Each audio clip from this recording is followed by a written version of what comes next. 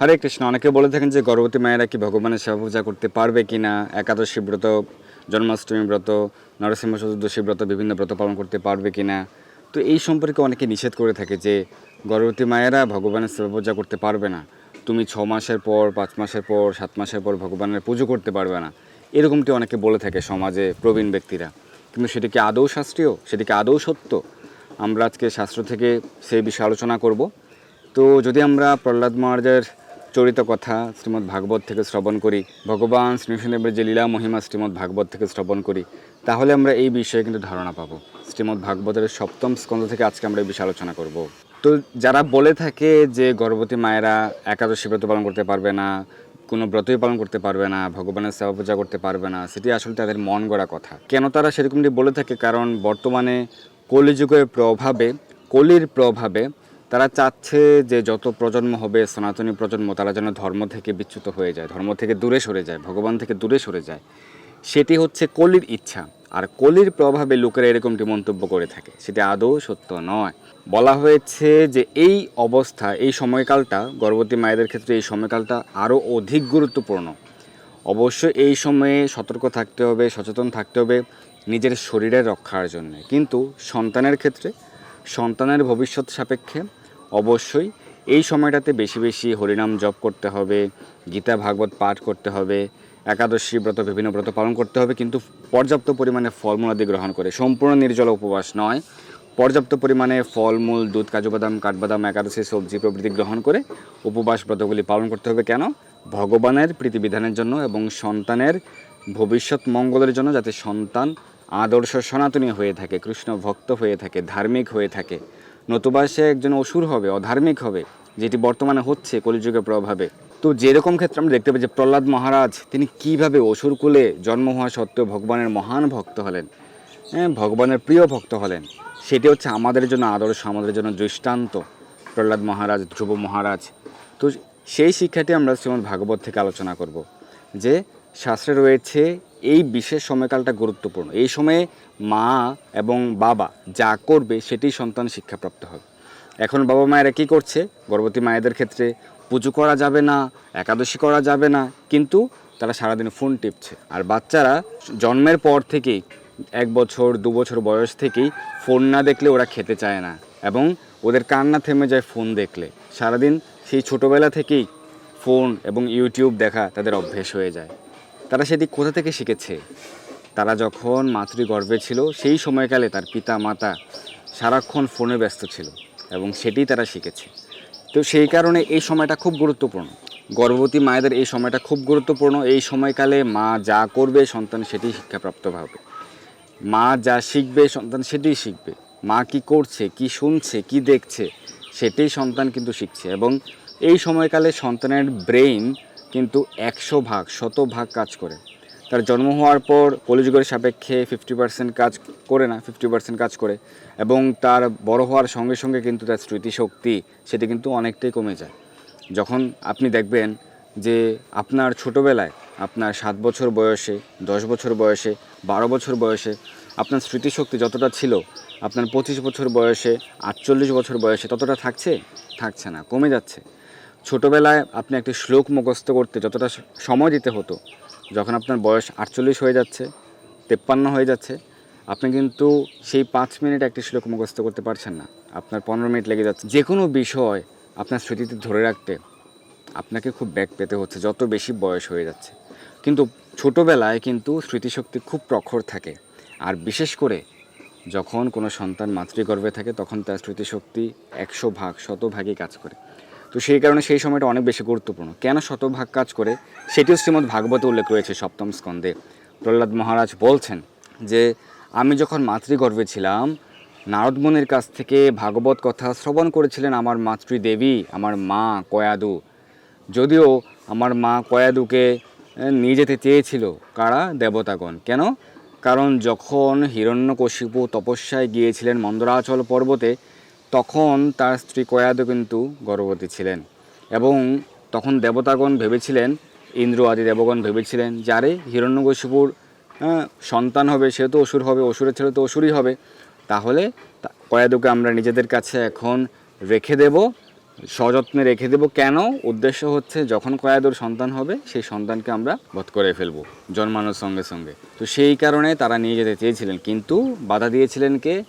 নারদ মুনি। নারদ মুনি কিন্তু সব কিছু জানেন। তিনি বলেছিলেন যে যে তোমরা কোনো প্রকার দুশ্চিন্তা করবে না, এই কয়াদুর গর্ভে যে সন্তান আসছে সে হবে কৃষ্ণ ভক্ত, সে হবে ভগবান শ্রীবিষ্ণুর ভক্ত, এবং তাকে আমি আমার আশ্রমে রেখে সুরক্ষা প্রদান করব। তো সে নারদ মুনি তার আশ্রম নিয়ে গিয়েছিলেন এবং সম্পূর্ণভাবে ভাগবত কথা শ্রবণ করিয়েছিলেন কয়াদুকে। আর সেই গর্ভস্থ সন্তান প্রহ্লাদ মহারাজ তিনি কিন্তু শ্রবণ করেছিলেন। তো কয়াদু যেটি করেছিলেন সেটি কিন্তু সন্তান শিখেছিলেন। কয়াদু ভাগবত কথা শ্রবণ করেছিলেন, আর প্রহ্লাদ মহারাজ তিনি মহাভাগবত হয়েছিলেন। প্রহ্লাদ মহারাজ বলছিলেন যে আমার মা এখন ভাগবতের কোনো কোনো সিদ্ধান্ত হয়তো ভুলে গিয়েছে কালের প্রভাবে, কারণ তার স্মৃতিশক্তি কিন্তু 100% নেই। কারণ যত বয়স বৃদ্ধি পাবে স্মৃতিশক্তি অনেকটাই কমে যাবে।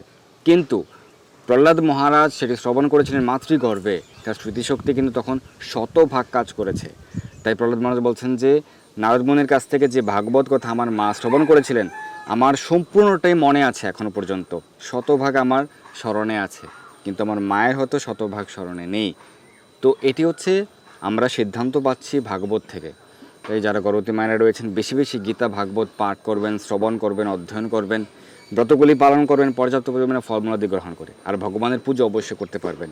আপনি ভগবানের চরণকমলে তুলসীপত্র অর্পণ করবেন, পুষ্প অর্পণ করবেন, ভগবানকে আরতি করবেন, ভগবানকে পুষ্প মাল্য অর্পণ করতে পারেন। অবশ্যই আপনার শরীরের জন্য সাবধানতা অবলম্বন করবেন, কোনো ভারী কাজ করা যাবে না। কিন্তু পুজো বন্ধ করে, ভগবানের কার্য বন্ধ করে, যেটিতে আপনার সন্তান ভক্তি লাভ করবে, ধার্মিক হবে, সেটি বন্ধ করে আপনি সারাদিন কি ফেসবুক ইউটিউব নিয়ে থাকবেন? সেটি আদৌ সমীচীন নয়। আপনি জাগতিক কাজে ব্যস্ত থাকবেন, ভগবানকে ভুলে যাবেন, তাহলে আপনার সন্তান তো অধার্মিক হবে। বর্তমানে কেন এই সনাতন সমাজের এই অবস্থাটা হচ্ছে? কেন সনাতনীদের সংখ্যা দিন দিন কমে যাচ্ছে? আমরা কি সচেতন হচ্ছি? আমাদের প্রবীণ ব্যক্তি অনেকের পরিবারে প্রবীণ ব্যক্তিরা নিষেধ করে, তারা কি আদৌ শাস্ত্র পড়েছে? সেই প্রবীণ ব্যক্তিরা কোনো শাস্ত্র নিষেধ পেয়েছে? তাহলে তাদের কথা শুনে নিজেদের সন্তানের যে ভবিষ্যৎ সেদিকে না অন্ধকারের দিকে ঠেলে দেবেন। অবশ্যই এই সময়কালটা অনেক বেশি গুরুত্বপূর্ণ। কী করলে আপনার সন্তান ধার্মিক হবে, আদর্শ সন্তান হবে, সেদিকে আপনাকে নজর রাখতে হবে। চলুন আমরা শ্রীমদ্ ভাগবতের সপ্তম স্কন্দের সপ্তম অধ্যায় থেকে শ্রবণ করি। তো সপ্তম স্কন্দের সপ্তম অধ্যায় দ্বিতীয় শ্লোকে প্রহ্লাদ মহারাজ বলছেন, পিতরে প্রস্থিতে অস্মাকম তপসে মন্দরাচলম যুদ্ধোদ্যম পরম চক্রুর বিবুধা দানবান প্রতি। তো মন্দরাচল পর্বতের যখন তার পিতা হিরণ্যকশিপু মন্দরাচল পর্বতে তপস্যা করার জন্য গিয়েছিলেন, সেই অনুপস্থিতিতে ইন্দ্র আদি সকল দেবতাগণ কি করেছিলেন? যে সকল দানবদেরকে পরাস্ত করার চেষ্টা করেছিলেন এবং পরাস্ত করেছিলেন, করার পর তারা কয়াদুকে নিয়ে যেতে মনস্থ করেছিলেন। একই অধ্যায়ের সপ্তম শ্লোকে প্রহ্লাদ মহারাজ বলছেন, নিয়মানাম ভয়দ্বিঘ্নাম রুদতিম কুররিমিব ইয়দৃচ্ছয়া আগতঃ তত্র দেব ঋষি দদৃশে পথি। প্রহ্লাদ মহারাজ এখানে একটি উপমা প্রদান করেছেন যে শকুনের কবলগ্রস্ত কুরুরি পক্ষের মতো, অর্থাৎ কয়াদুকে দেবগণ যেভাবে নিয়ে যাচ্ছিলেন সেরকমটি তিনি উপমা প্রদান করেছেন যে শকুনের কবলগ্রস্ত কুরুরি পক্ষের মতো। তো তার মা তখন ক্রন্দন করছিলেন যে দেবগণ তাকে নিয়ে যাচ্ছিলেন কেন? তার সন্তানকে নষ্ট করার জন্য।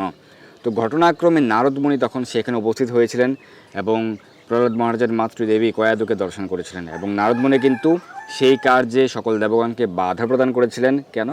প্রহ্লাদ মহারাজের সুরক্ষার জন্য এবং তার মাতৃদেবীর সুরক্ষার জন্য। প্রহ্লাদ মহারাজ বলছিলেন যে নারদ মুনি তখন কী করেছিলেন? প্রাহ ন এনাম সুরপতে নেতুম অর্হসি অনাগসম মুঞ্চ মুঞ্চ মহাভাগ সতীম পর পরিগ্রহম। নারদমুনি কী করছিলেন? নারদমুনি বলছিলেন, হে দেবরাজ ইন্দ্র, এই নিষ্পাপ রমণীকে এইরকম নিষ্ঠুরভাবে নিয়ে যাওয়া তোমাদের উচিত নয়। হে মহাভাগ্যবান, এই সতী অন্যের স্ত্রী, একে তুমি এখনই মুক্ত করো, মুক্ত করো, মুক্ত করো। সেটিও আমাদের জন্য শিক্ষা। কেন অন্যের পত্নীকে তার স্বামীর অনুপস্থিতিতে নিয়ে যেতে হবে? যেই কাজটি রাবণ করেছিলেন, তো সেই কারণে কিন্তু রাবণকেও শাস্তি পেতে হয়েছিল, ইন্দ্রদেবকেও কিন্তু শাস্তি পেতে হয়েছিল। তো সেই কারণে সেটি কখনোই করা উচিত নয়, কারণ একজন আদর্শ ব্যক্তি কখনোই এই ধরনের ঘৃণ্য কার্য করতে পারে না।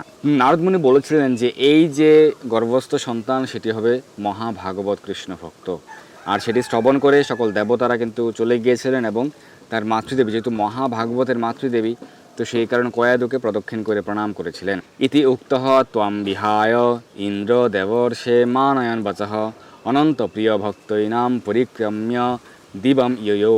দেবর্ষি নারদ এইভাবে বলার পর দেবরাজ ইন্দ্র তার বাক্য অনুসারে তৎক্ষণাৎ আমার মা তাকে মুক্ত করেছিলেন। আমি ভগবানের ভক্ত বলে সমস্ত দেবতারা তখন আমার মাকে প্রদক্ষিণ করেছিলেন এবং তারপর তারা স্বর্গলোকে প্রত্যাবর্তন করেছিলেন, ফিরে গিয়েছিলেন। তো কয়াদুকে রক্ষা করেছিলেন, প্রহ্লাদ মহারাজকে রক্ষা করেছিলেন কে? নারদ মুনি। নারদ মুনি ভগবানের অত্যন্ত প্রিয় ভক্ত এবং আমরা যে পরম্পরাক্রমে এখন আমরা আমাদের গুরুদেবকে প্রাপ্ত হচ্ছি সেটি কিন্তু এই ব্রহ্মা থেকে আগত পরম্পরা, ব্রহ্মা নারদ প্রমুখ। তো সেই কারণে এই নারদ মুনির যে দৃষ্টান্ত সেটি কিন্তু খুব শিক্ষা, যে অন্যের সুরক্ষা প্রদান করা এবং অন্যকে কৃষ্ণ ভাবনার যে উপদেশ সেটি প্রদান করা। নারদ মুনি কৃষ্ণ ভাবনার উপদেশ, ভাগবতের সিদ্ধান্ত, ভাগবতের উপদেশ কয়াদুক প্রদান করেছিলেন। তো গীতা ভাগবতের শিক্ষা আমরা অন্যকে প্রদান করতে পারি, যেন সেই ভাগবতের শিক্ষা গ্রহণ করার মাধ্যমে তার জীবন পরিবর্তন হয়, তার জীবন কৃষ্ণ ভক্তিতে আরও প্রগাঢ় হয়। তো আপনারা যদি শ্রীমদ্ ভাগবত সংগ্রহ করতে চান আমাদের হোয়াটসঅ্যাপ নম্বরে যোগাযোগ করুন। আমরা সমগ্র ভারতে হোম ডেলিভারি দিচ্ছি। এখন ভাগবত মাত্র 8,500 রুপিয়া এবং কুরিয়ার চার্জ ফ্রি রয়েছে। ভাগবতের পুরো বক্স, পুরো সেট শ্রীমদ্ ভাগবত মহাপুরাণ 18টি খণ্ডে রয়েছে, 12টি স্কন্ধ, 18টি খণ্ডে, 18টি বড় বড় বই, পুরো ফুল বক্স, প্রায় 20 কিলো ওয়েট রয়েছে। তো সেই কারণে কুরিয়ার চার্জ পুরো ফ্রি রয়েছে সম্পূর্ণ ভারতে। আপনারা আমাদের হোয়াটসঅ্যাপে যোগাযোগ করুন। অনেক ভক্তরা সংগ্রহ করছেন। শ্রীমদ্ ভাগবত থেকে আপনারা ভগবান অপূর্ব লীলা মহিমা পাঠ করতে পারবেন, শ্রবণ করতে পারেন। শ্রীমদ্ ভাগবতের 7ম স্কন্ধে ভগবান শ্রী নৃসিংহদেবের অপূর্ব লীলা মহিমা, প্রহ্লাদ চরিত কথা, আমাদের কি করা কর্তব্য, একজন ব্রাহ্মণের কি করা কর্তব্য, ক্ষত্রিয়ের কি করা কর্তব্য, বৈশ্য এবং শূদ্রের কি করা কর্তব্য, ব্রহ্মচারী, গৃহস্থ, বানপ্রস্থ, সন্ন্যাস, এই চতুর্বর্ণ চতুর আশ্রমের কি করা কর্তব্য, সেই সম্পর্কে শ্রীমদ্ ভাগবতের 7ম স্কন্ধে বর্ণনা রয়েছে। তা আপনারা শ্রবণ করতে পারবেন, পাঠ করতে পারবেন। আপনারা আজও শ্রীমদ্ ভাগবত সংগ্রহ করুন। এছাড়াও শ্রীমদ্ ভগবদ্ গীতা, লীলা পুরুষোত্তম শ্রীকৃষ্ণ গ্রন্থ এবং নামহট্ট পরিচয়, একাদশী মাহাত্ম্য, রামায়ণ, মহাভারত, প্রশ্ন করুন উত্তর পাবেন, কুন্তি দেবীর শিক্ষা, কপিল শিক্ষা অমৃত প্রভৃতি গ্রন্থ সংগ্রহ করতে চান আমাদের হোয়াটসঅ্যাপে যোগাযোগ করুন। এছাড়া তিলক, তুলসীমালা, জপমালা, জপব্যাগ, অগুরু, চন্দনের গুরু প্রভৃতি সংগ্রহ করতে আমাদের হোয়াটসঅ্যাপে যোগাযোগ করুন। তো 15 নম্বর শ্লোকে বলা হয়েছে ঋষি কারুণিকঃ তস্যা প্রাদাদ উভয়ম ঈশ্বরঃ ধর্মস্য তত্ত্বম জ্ঞানম চ মাম ওপি উদ্দেশ্য নির্মলম। তো নারদ মুনি গর্ভস্থ, আমি তখন গর্ভস্থ ছিলাম, আমার মায়ের গর্ভস্থ, তাই নারদ মুনি আমাকে এবং পরিচর্যারত আমার মাতাকে, আমার মাকে, উভয়কেই কৃষ্ণ তত্ত্ব জ্ঞান, ভাগবত তত্ত্বের জ্ঞান উপদেশ প্রদান করেছিলেন। যেহেতু তিনি স্বভাবতী অধপতিত জীবদের প্রতি অত্যন্ত দয়ালু, অত্যন্ত কৃপা পরবশকে নারদ মুনি, তাই তাঁর চিন্ময় স্থিতিতে অবস্থিত হয়ে তিনি ধর্মতত্ত্ব এবং দিব্য জ্ঞান প্রদান করেছিলেন। সেই উপদেশ সমস্ত জড় কলুষ থেকে মুক্ত ছিল, কারণ অমল পুরাণ শ্রীমদ্ ভাগবত। তাই জীবনের শুরু থেকে একদম যখন কোনো সন্তান গর্ভস্থ থাকে সেই সময় থেকেই তাকে ভালো করে পরিচর্যা করা উচিত। কীভাবে? তার মা যেন কৃষ্ণ কথা শ্রবণ করে, ভগবানের চরণে তুলসীপত্র পুষ্প অর্পণ করে, গীতা ভাগবত অধ্যয়ন করে, ভগবানের চিন্তায় সম্পূর্ণভাবে মনোনিবেশ করে, হরিনাম জপ আদি করে, তার গর্ভস্থ সন্তান সেই আদি থেকে, শুরু থেকেই ভালো করে পরিচর্যা পেতে পারেন কৃষ্ণ ভক্ত হওয়ার জন্যে, আদর্শ সন্তান হওয়ার জন্যে, ধার্মিক হওয়ার জন্যে। কৌমারও আচরিত প্রাজ্ঞ ধর্মান ভাগবতানি। হ্যাঁ, তো প্রহ্লাদ মহারাজ শ্রীমদ্ ভাগবত কথা মাতৃগর্ভ থেকেই শিক্ষা লাভ করেছিলেন এবং তিনি কিন্তু আমাদের জন্য শিক্ষা প্রদান করেছেন। সেটি হচ্ছে আমাদের জন্য শিক্ষা, যে আমাদের কি করা উচিত, আমাদের সন্তানদের প্রতি আমাদের আচরণ কেমন হওয়া উচিত, শিক্ষা কেমন হওয়া উচিত। তো সেটি আমরা আমাদের নিজেদের জীবনে প্রয়োগ করতে পারি। নরসিংহ চতুর্দশী ব্রত উপলক্ষে আমরা আজকে আলোচনা করলাম অত্যন্ত গুরুত্বপূর্ণ বিষয়, সেটি হচ্ছে প্রহ্লাদ মহারাজের যে জীবন চরিত সম্পর্কে আমরা আদি ভাগ থেকে অল্প কিছু মাহাত্ম্য শ্রবণ করেছি, সেটা আমাদের জীবনে আমরা কীভাবে প্রয়োগ করতে পারি এবং সমাজে যে ভুল সিদ্ধান্ত প্রচলিত রয়েছে সেগুলি আমাদেরকে এখনই খণ্ডন করতে হবে। সে ভুল আর কখনোই সামনের দিকে এগিয়ে নিয়ে যাওয়া উচিত নয়, যে গর্ভবতী মায়েরা হরিনাম জপ করতে পারবে না, ভগবানের পুজো করতে পারবে না, গর্ভবতী মায়েরা এটা করতে পারবে না, সেটা করতে পারবে না, সেরকমটি করা উচিত নয়। কী করতে পারবে না গর্ভবতী মায়েরা? তারা কোনো ভারী কাজ করতে পারবে না, তারা গ্রহণকালে যে গ্রহণ বিধি সেগুলি পালন করতে হবে কঠোরভাবে, তারা রাত্রিকালে বাহিরে যাওয়ার বিষয়টা সেটি তারা কঠোরভাবে পালন করতে পারে, রাত্রিকালে বাহিরে যাওয়া উচিত নয়, ত্রিসন্ধ্যায় বের হওয়া, চুল খোলা রাখা প্রভৃতি যে বিষয়গুলি সেগুলি তারা কঠোরভাবে পালন করবে।